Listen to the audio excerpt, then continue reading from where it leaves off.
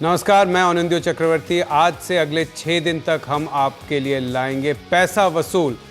कैसे आप अपना पैसा, आप अपनी सेविंग को बढ़ा सकते हैं, इसके बारे में हम बड़े बड़े दिग्गजों से बात करेंगे। और आज हमारे साथ हैं धीरेन्द्र कुमार। आप अगर इनके बारे में नहीं जानते हैं, अगर आप म्यूचुअल फंड के बारे में कुछ भी जानते हैं तो ज़रूर धीरेन्द्र कुमार जी के बारे में आप जानते होंगे। ये वैल्यू रिसर्च ऑनलाइन वेबसाइट जो हैं उनका है, सबसे बड़ा शायद वेबसाइट है जो लोग देखते हैं। मैं काफ़ी जाता हूं, जब मैं बिज़नेस के बारे में कुछ भी रिसर्च करता हूं आपकी वेबसाइट पे जाता हूं, और बाकी भी कुछ चीज़ें हैं। दर्शकों को, जैसे हमारे न्यूज़ एडिटर अभी बैठे हुए हैं, हमारे हमें चला रहे हैं, सुशील बहुगुणा जी थोड़ी देर पहले कह रहे थे उन्होंने 3-4 साल पहले कुछ पैसे लगाए थे म्यूचुअल फंड में, अभी भी वो उतना का उतना रह गया उनका। तो आप पहले हमारे दर्शकों को, जैसे मैंने पहले बात किया था, थोड़ा समझा दीजिए। जो दर्शक म्यूचुअल फंड के बारे में कुछ भी नहीं जानता है, उसके लिए थोड़ा सा संक्षिप्त में कि म्यूचुअल फंड होता क्या है। उसके बाद मैं पूछूंगा आपसे जो सब जानना चाहते हैं कि म्यूचुअल फंड को कैसे जांचें, कैसे परखें। अगर उसको म्यूचुअल फंड होता क्या है इसके बजाय म्यूचुअल फंड की ज़रूरत क्या है, हाँ, हाँ। इस नज़रिए से अगर हम देखें तो दर्शकों के लिए ये ज़्यादा लाभकारी होगा।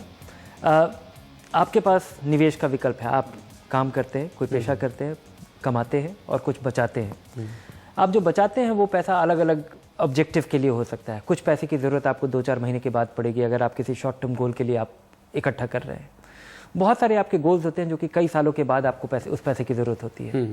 इस पैसे को अगर आप डिपॉजिट करके अगर बैंक में रखते हैं, बैंक में अगर आप सुरक्षित रखते हैं उसको, तो बैंक से मिलने वाला रिटर्न आपको बिल्कुल आपके लिए सुरक्षित है। लेकिन इससे आप महंगाई से जूझ नहीं पाएंगे। 7-8% की महंगाई है और 7-8% का रिटर्न आपको पोस्ट ऑफिस के डिपॉजिट पे और बैंक पे मिलता है।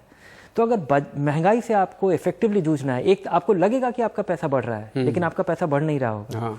5 साल के बाद भी आपके पैसे के खरीदने का जो ताकत होगी वो उतनी ही होगी जो आप, मतलब अगर आज आपने 100 रुपये बैंक में रखे और उससे आपको 3 किलो आलू मिलता है, उस पर अगर 5 साल बाद आपको 14% इंटरेस्ट भी मिले, अगर 8% आपको इंटरेस्ट मिले तब नहीं, 14% नहीं, मैं बोल रहा हूँ 14 भी अगर मिले, मैं सिर्फ कैलकुलेट कर रहा हूँ, 5 साल में आपका डबल हो जाएगा 200 रुपये। और उस टाइम पे अगर 14% इन्फ्लेशन रहे तो 200 उतने ही आलू आपको मिलेंगे। तो आप खुश होंगे कि आपका पैसा बढ़ गया है, लेकिन आपके पैसे की खरीदने की ताकत बिल्कुल नहीं बढ़ी होगी।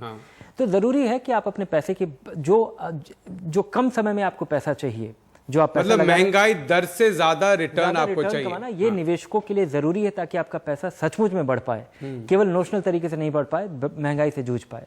उसके लिए आपके पास एक ही तरीका है कि आप इक्विटी में लगाएं, क्योंकि फिक्स्ड इनकम में आप जब लगाएंगे, कोई भी इक्विटी मतलब स्टॉक मार्केट, इक्विटी मतलब स्टॉक मार्केट या शेयर्स का खरीदना। शेयर खरीदने के अलग अलग जरिया है, क्योंकि बाकी जितने विकल्प हैं, चाहे वो बैंक का डिपॉजिट हो, कंपनी का डिपॉजिट हो, डिबेंचर्स हो, बॉन्ड्स हो, या फिर आप फिक्स्ड इनकम फंड खरीदते हैं, ये सारे कुछ सुरक्षित तो लगता है लेकिन महंगाई से जूझ नहीं पाएगा। तो आपके पास एक ही विकल्प है, इक्विटी में लगाएं।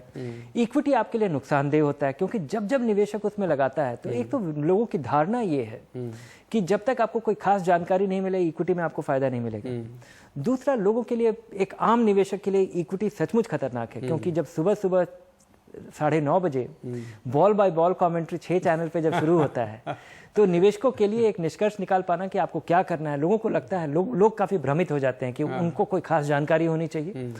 सारे निवेशक ट्रेडर नहीं है।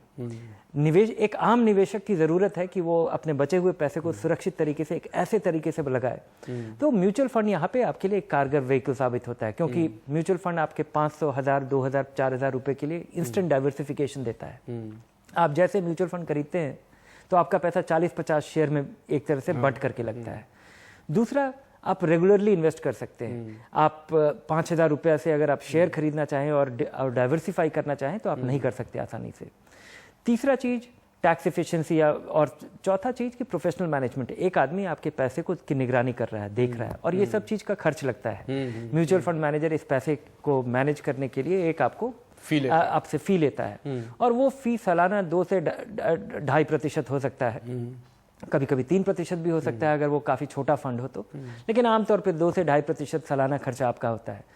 तो और लोगों की जो धारणा है कि जो म्यूचुअल फंड अगर आप शेयर बाजार में लगाते हैं तो जब आप लगाने जाते हैं तो वहाँ पे मुझे लगता है निवेशकों को खासा नुकसान होता है, क्योंकि आपको बताया जाता है कि आप ये खरीदिए, ये बेचिए और अभी तुरंत खरीदना है, अभी तुरंत बेचना है, उसमें निवेशकों का आमतौर पे एक जो जिस निवेशक को इसके बारे में अंदाज जैसे बहुत नामी फंड मैनेजर थे पीटर लिंच, उनका कहना था कि जब मार्केट नीचे होता है तब सब, आप जाइए किसी पार्टी में, आप बोलिए मैं फंड मैनेजर हूँ, तो सब आपसे दूर चले जाते हैं।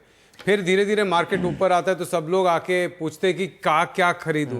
लेकिन जब लोग आके आपको सलाह देने लगते हैं कि ये खरीदिए, तब आपको सब बेच देना चाहिए। तो ये तो बिल्कुल एक साइकोलॉजी जो कि निवेशकों के लिए बड़ा नुकसानदेह साबित होता है। जब निवेशकों को स्टॉक मार्केट में पैसा बनाने का बहुत ही आसान जरिया है, सस्ता खरीदिए और महंगा बेचिए। लेकिन निवेशक आमतौर पे इसका उल्टा महंगा खरीदते हैं, फिर उसके बाद कोसते रहते हैं और उसके बाद जब एक उनका पेशेंस खत्म हो जाता है तब वो बेच देते हैं। जैसे बेचते हैं उसके बाद बाजार चढ़ने लग जाता है। और तो इसलिए एक छोटे रकम से एक निवेशक को, और इक्विटी में लगाना आपके लिए जरूरी है, नहीं तो आप गरीब रह जाएंगे, आप गरीब हो जाएंगे। तो आपके लिए लगाना जरूरी है, आपके लिए जरिया।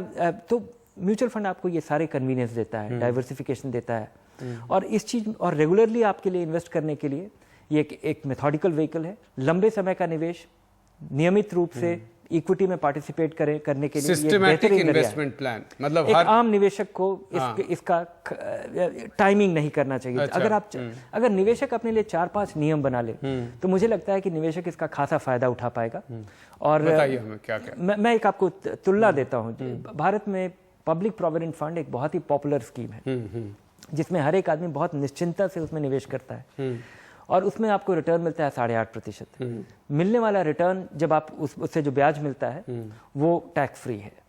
और अगर किसी ने पिछले 15-20 साल तक अगर पब्लिक प्रोविडेंट फंड में लगातार अगर 1.5 लाख रुपया लगाया होता सालाना, और ऐसे लोगों की कमी नहीं है, तो आपका पैसा बढ़ के हो गया होता करीब 84 लाख रुपए, जो कि काफ़ी बड़ी रकम है। लगाया हुआ रकम जो है आपका वो 30 लाख रुपया होता है। और उसकी तुलना में 30 लाख 84 बन जाएगा, 30 लाख रुपया बढ़ के 84 लाख रुपया हो जाएगा। अगर आपने सेंसेक्स में लगाया होता, बीएसई सेंसेक्स का इतना पुराना हिस्ट्री है, 1979 से है, और इसमें अगर आपने मेथोडिकली ये लगाया होता तो ये बढ़ के हो जाता करीब करीब 1.36 करोड़ रुपया। अगर आपने एक एक्टिवली मैनेज फंड में लगाया होता, एक टैक्स सेविंग फंड जिसका 20 साल का ट्रैक रिकॉर्ड है, तो वो बढ़ के हो जाता करीब करीब 1.85 करोड़ रुपया। तो मतलब 1 करोड़ रुपए ज्यादा होता। तो इसमें एक सवाल होता है, जैसे मैं सुशील बहुगुण हमारे न्यूज एडिटर की बात कर रहा था, उन्होंने 26,000 रुपए लगा दिए, वही 26 है, अभी शायद 25 हो गया, अभी बात कर रहे हैं हम, पता नहीं 5 मिनट में। लेकिन आपका कहना होगा कि 26 एक बार में मत लगाइए। वो जो निवेशक है वो उन्होंने शायद 2008 में लगाया होगा, 3 साल पहले भी लगाया होगा, 3 साल पहले लगाया था। मुझे लगता है कि यहाँ पे एक मेथड की जरूरत है। मतलब आप जब मार्केट नीचे हो तब भी लगाइए, फिर आपको ज्यादा मिलेगा। कह पाना बड़ा मुश्किल है कि बाजार आज नीचे है या ऊपर है। बाजार घूम जाता है, जब आप बाजार का सोचिए मत, लंबे समय का पैसा ही लगाइए ताकि आप एंक्शियस ना हो अपने निवेश के बारे में। रेगुलरली आप इन्वेस्ट कीजिए, उससे आप एवरेज कर पाएंगे। क्योंकि और बिजनेस चैनल ना देखे, बिजनेस चैनल से जरूर दूर रहें। मेरी नौकरी गई क्योंकि लेकिन हम एक बिजनेस चैनल के अलग ग्राहक है, और मुझे लगता है निवेशकों जो रोज एक्टिवली बाजार में ट्रेड करते हैं, शायद उनके लिए वो एक अच्छा साधन हो। लेकिन और बिजनेस चैनल काफ़ी यूजफुल है अगर आप बिजनेस इंफॉर्मेशन के आदी हैं या उसकी आपको ज़रूरत है। लेकिन एक आम निवेशक के लिए जिसको 5,000, 7,000, 10,000 रुपये महीना लगाना है लंबे समय के लिए ताकि उसका रिटायरमेंट सुरक्षित हो सके, उसको बिजनेस चैनल बिल्कुल नहीं देखना चाहिए।